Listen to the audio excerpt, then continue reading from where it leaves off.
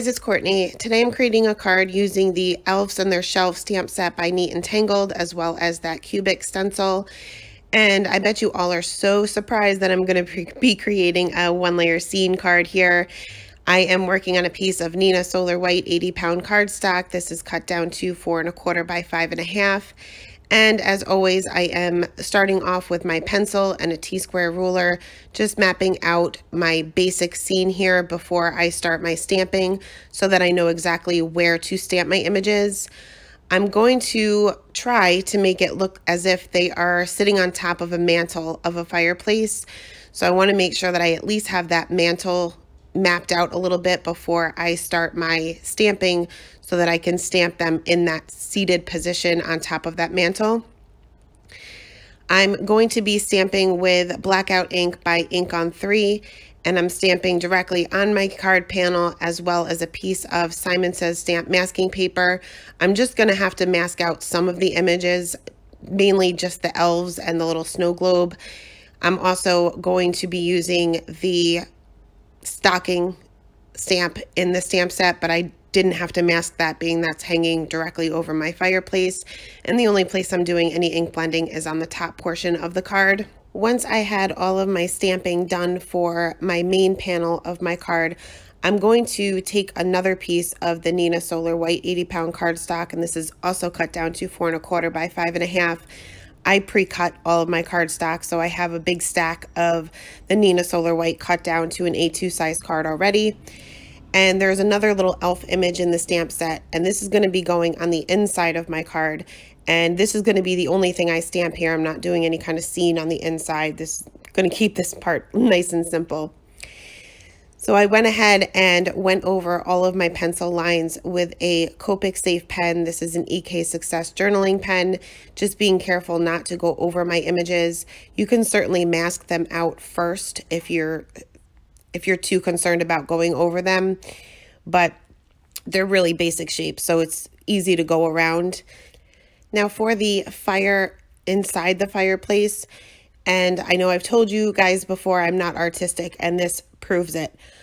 I drew it first with a pencil and then wanted to go over that with my EK Success journaling pen, and it came out pretty wonky looking. It doesn't look anything like a fire, but I went with it anyway. I figured once I have it colored, maybe it won't be too noticeable that I can't draw flames. For the fireplace itself, I just recently did a video where I drew in some bricks for a chimney. So I didn't want to do the bricks again. So I'm going to make this kind of a stone fireplace. And I'm just drawing squiggly lines, squiggly circles, shapes overlapping one another. And it'll all be the way we color it that'll make it look like the stones.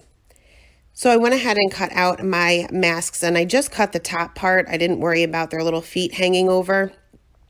Lined those up, and we're going to do a little bit of ink blending in the background. I'm going to be using Antique Linen Distress Oxide ink, and I masked out the bottom part. I masked out the fireplace itself with some Post-it note tape and just laid a light layer of the antique linen on the top. I didn't worry about getting a good blend here. I just wanted a little bit of color down. Placed my stencil over my card panel there, taped the outside with my Post-it note tape just so it wouldn't move around too much, and just blended a little bit more of that antique linen just to get a little bit of texture there in the background. I carefully removed my masks. Unfortunately, I have dark nail polish on, and if you rub your nail against any kind of white card panel or cardstock, you're going to get some smears, and you'll notice that I had quite a few that I had to fix up later. So once the masks were removed, we'll move on to the Copic coloring. We'll start with the stones of the fireplace first, and I have this sped up, I think, like 4 times because this took a little bit of time. But I'm starting with my lightest color, which is the W1, so I'm using my warm grays for this, and I'm just mapping out my darkest areas, which I'm concentrating underneath where the mantle is and where one stone would be kind of overlapping another, pretty much making this up as I go along. Next, I'll go in with my darkest color, which is the W7, and I'm pretty much just drawing a line around those areas that we had mapped out with our lightest color. Also creating a small shadow around the stockings that are hanging down, as well as the elves' little feet that are hanging down as well. I'm not doing any flicking yet. I'm just pretty much doing a straight line or a wavy line for the stones. Once that was down, I moved on to my W5, and this is where I'll start flicking out that color a little bit to get a better blend for the stones themselves. I'm making sure that I leave a highlight for each and every one of the stones, or pretty much all of the stones, with the exception of the ones that are laying behind one of the stockings or behind the little elf's feet. Once my W5 was down, I'll move on to the W3 and extend those flicks even further. Again, just leaving a very small highlight on some of these stones for my W1. These blend really well, so you could easily go in with your darkest color first. I just didn't feel comfortable doing that without mapping out my areas first with my lightest color in case I made a mistake. A W1 is a lot easier to cover up than a W7. Once that was finally done, I finally went back in with my W1 and blended the rest of those areas out. And then we'll move on to the mantle itself. And I wanted this to appear, I guess, like wood. So I'm going to go in with some E markers here. And again, like always, starting off with my lightest color, mapping out my darkest areas. And I'm just going to create a shadow off to the left-hand side of the elves' little legs there, and then on either side of the mantle. Also creating a small little shadow underneath the snow globe. Then going in with my darkest color, small little flicks, varying lengths, blending that out with my darkest mid-tone, and then my lightest mid-tone, and then finally going back in with my lightest color, that E31, to blend all of that out. I did end up going back and adding a little bit of a shadow underneath her right arm there, or her arm that's off to the right. It would be her left arm. And just created a little bit of shadow underneath there as well. I used those same colors for the inside of the fireplace behind the fire itself. I covered up the entire area with the E31, and then I'm just going to be adding some shading on all three sides, I guess, of the opening of this fireplace, using the same color combination as I did for the mantle, starting small little flick lines with my darkest color, extending those flicks out a little bit further with my darkest mid-tone, extend those out even further with my lightest mid-tone, and then finally going back in with that lightest color and blending that all the way out right up to the fire itself. Now for the fire, I used a variety of colors here. I'm going to start by covering up the entire area with a Y marker. Then I'm going to go in just the center towards the bottom with an R marker. And as long as your second number on your Copic marker is similar or the same, you'll be able to blend them. So if you mix a 35 with a 67, I think it was, they should be able to blend pretty well together. And I just blended all of those out to make it look like the darkest part of the fire is right there in the center. Next, we'll move on to the little elves themselves. I'm going to start off with their skin tones, and I'm going to color these the same as far as their skin goes, starting off with my lightest color and mapping out my darkest areas, which in their case will be pretty much underneath where their hair is hanging over their face and on the inside of their little hands.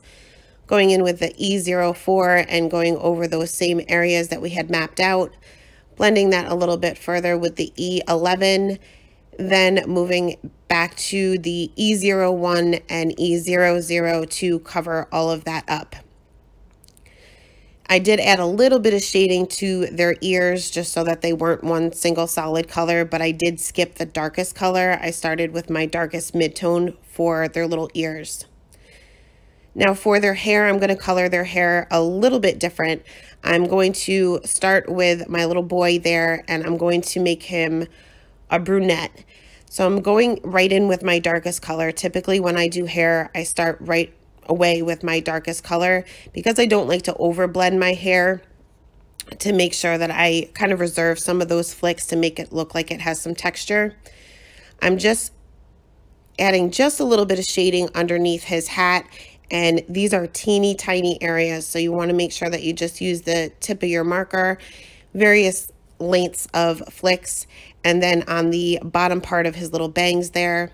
Then I'll go in with the E57 and extend those flicks out just a little bit. Then I'm going to skip over the E55 and go to the E53 and extend those flicks out a little bit further. I tend to skip maybe what would normally come next in line, I guess you could say, just so that I could reserve a larger highlight. For her, I'm going to pretty much do the same thing and just switching up the color combination a little bit. I'm going to make her a blonde. I'm starting with my E15, which is obviously the darkest color. Putting my shading pretty much in the same areas as I put his. With the one side of her hair, it's kind of hanging over her, so it's a little bit longer. I just added a little bit of shading there in the center. Then I'll extend that out with a Y marker, and I'm going to go directly over the E15 to kind of lighten that up a little bit, but still preserve a little bit of it for the shading itself. And then finally going in with my lightest color and flicking all of those areas out. Again, preserving a highlight. You're kind of flicking away from yourself so that the marker is no longer touching the paper. So there are going to be some white areas, and that's okay. That'll just show a little bit more of a highlight. Next, I'll move on to their clothes, and I'm going to be using the same green combination and same red combination for all of it. So I'm not going to show you all of it. But for her hat there, I'm going to start with my lightest color, mapping out my darkest areas. Go in with my darkest color, and I'm just doing some flicking up from the base of her hat, and where it's kind of curved up a little bit, I'm doing one longer flick than the rest of them, as well as a little bit of a shaded area where her hat is kind of bent over. And for his hat, I'm going to skip right to that little, I guess where it's folded, the base of the hat, I guess. I'm not sure what you'd call this, but I'm just adding a little bit of shading where on the bottom of it, and then a little bit of a C underneath the little curves, blending that out with my two mid-tone colors and then back to my lightest color. For their little clothes, I'm going to color both of these green as well. As always, blending, starting out with my lightest color, mapping out the darkest areas. And I'm just going to put a little bit of shading on the inside of their arms, where their arms are kind of behind the rest of them, and underneath their little collars there, and above where their legs are. Going in with the darkest color, blending that out with the darkest mid-tone, then the lightest mid-tone, and then finally back to the lightest color. And like I said, I colored his outfit the same way as I colored hers, with the exception of the hair. Her hair would cast a little bit of a shadow where it's hanging down. He obviously doesn't have that, but otherwise colored it the exact same way. For their little stockings, I'm just going to be adding a little bit of shading on either side of their legs. These are a round object, their legs are round, so you want to make sure that the highlight remains in the center. And I'm just coloring every other stripe the green, and I'll leave the rest white.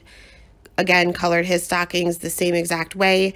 I did have to skip over a little bit of this just because, as you can see, Frankie has made yet another appearance, and my camera kept losing focus because he was right there. So we did miss a little bit of this, but it pretty much is the same way the entire time. For the white areas, I did just use my C3 and my C1 just to add a little bit of shading. Anything that's white is still going to have shading to it. So you can still preserve some white, but you want to add your shadows. So next we'll move on to the red combinations. And again, use the same red combination for all of the objects that I colored red. For their stockings that are hanging there, I'm going to map out my darkest areas with my lightest color, which will be underneath where the stocking is kind of folded down, and then on the left side and a little bit down where they're kind of curved. Going in with my darkest color, I'm just putting a line here. Reds tend to bleed a little bit, and they're nearly impossible to take up, especially when you're working against an object that you've already colored. I wouldn't be able to use my colorless blender or a white gel pen to take this out, so I didn't want to over blend here. But I blended that darkest color out with my 2 midtones, and then I'll go back in with my lightest color, the R22, and blend the rest of that out.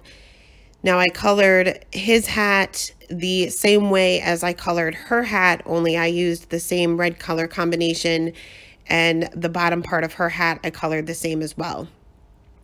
For the base of my snow globe, I'm going to again make this appear round, so I'm making sure that I leave a highlight right there in the center. For the snow globe itself, the background of it, I'm going to take my E30 marker and just kind of go over the entire thing. Because this would be glass, it would be clear. You would want the background to show through a little bit. For the little snowman inside, I'm not doing any shading. These are really tiny, so I'm just going to go in with some solid color there just to add a little bit of color to that. Last, I went in with a white gel pen. No, I lied. I added a little bit of color to their cheeks with my R20 marker, and then for their little belts, I ended up adding the R35, I believe I used, and I didn't do any shading here either. I did add a few details with my white gel pen, just some reflections, just to add a little bit of an interest to some of these objects. And then we'll move on to the inside panel. And I colored this elf the same way as I colored the other elves, with the exception of her hair.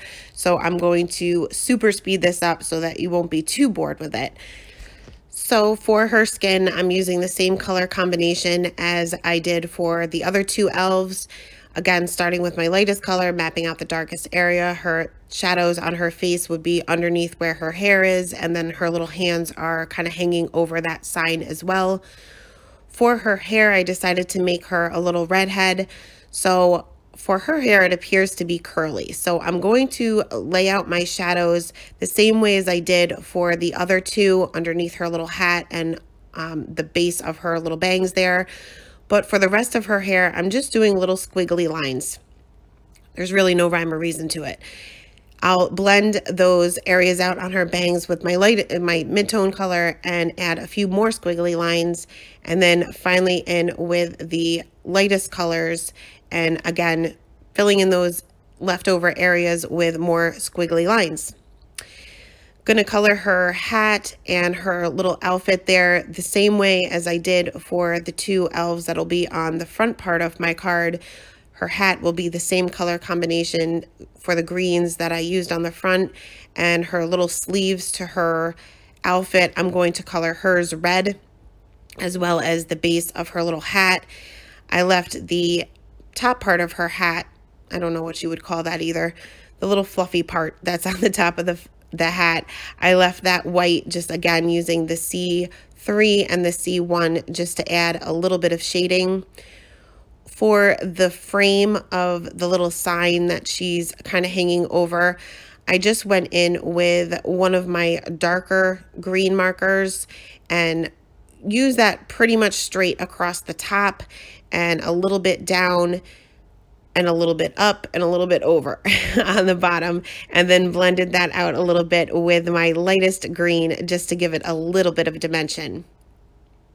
Added those same white gel pen highlights there, and I had some nail polish smudge there, so I cleaned that up with a sand eraser. And for my sentiment, I didn't want to cut my stamp. I know you can, and I know it doesn't damage them, but I just can't do it. So I'm going to mask it out. I'm going to use some Post-it note tape to mask out the second part of my sentiment, remove that masking tape there, stamp that out with VersaFine ink, clean off my stamp really well. Next, I'm going to mask out the front part, or the beginning of the sentiment, remove my Post-it note tape and add another piece, just because there could be some ink left over even though I cleaned it, or it still could be damp and I didn't want to smudge my cardstock. For my front panel, I use my Tombow Mono Multi Glue to adhere this flat to an A2 size note card. And for my middle panel there, I'm going to trim this down just a little bit. I didn't take off much and I didn't measure, but I just want to make sure that my card is able to be folded without this kind of bunching up in the center. And I adhered that again with my Tombow Mono Multi Glue. And last, I took a Nuvo shimmer pen and added some detail or some shimmer to some of the areas, their hats and the little snow globe, as well as the wonky little fire that I drew in there. And that's the card for today, guys. Thanks a lot for stopping by and have a great day. Bye.